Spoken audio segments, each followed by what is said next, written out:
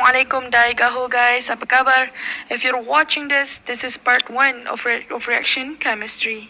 As you're sitting there with a pen and paper, you might as well have a calculator with you. Because today, it's all about calculations. Memandangkan hari ini saya hanya akan merungkaikan kira-kira dalam topik ini, marilah kita cuba untuk ingat semula formula paling asas dalam topik ini. Change in a selected quantity itu apa? Perubahan itu boleh jadi perubahan pH, suhu dan lain-lain. Ingat, topik ini tentang kadar. When we are talking about kadar atau rate, it will always be X over time. Masa sentiasa berada di bawah palang dan berada dalam unit saat. Ini merupakan salah satu contoh soalan yang selalu ditanya dalam peperiksaan kimia kertas 1. Pause this video and try figuring out the answer. Got it? Here's the answer. Now, this first example is quite easy. What I am interested in discussing is the next example. Pelajar cemerlang sentiasa mendahului penggubal soalan.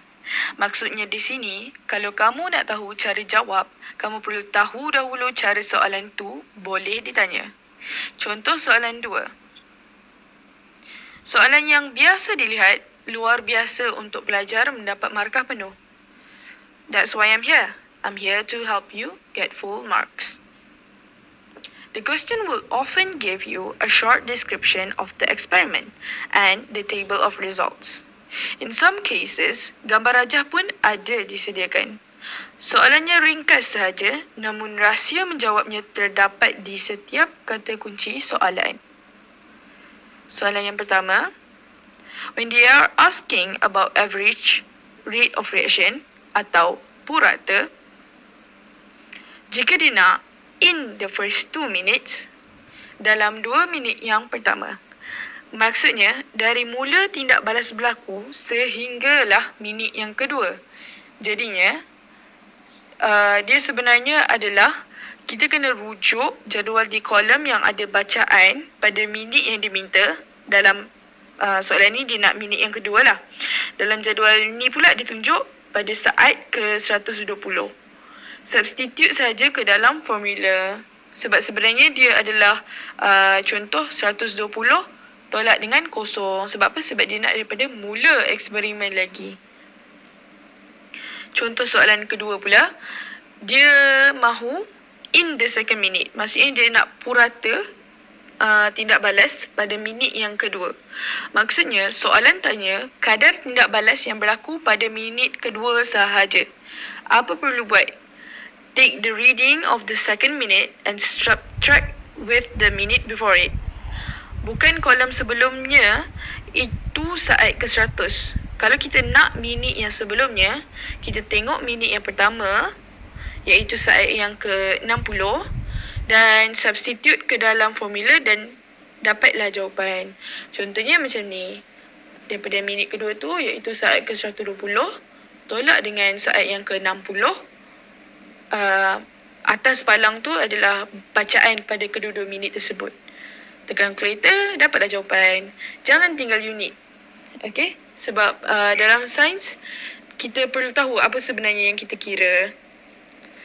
Okay, contoh soalan yang ketiga, dia nak purata tindak balas for overall reaction. Maksudnya dia nak keseluruhan tindak balas.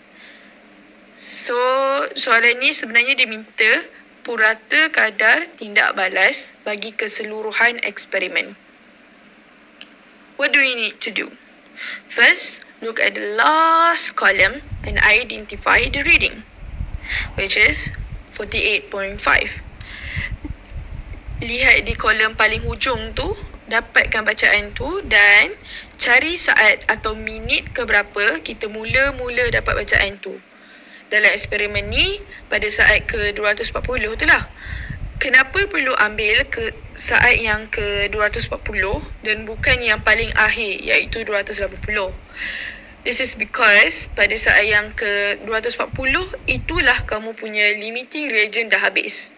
Jadi, secara logiknya, pada saat itulah eksperimen itu sudah berakhir.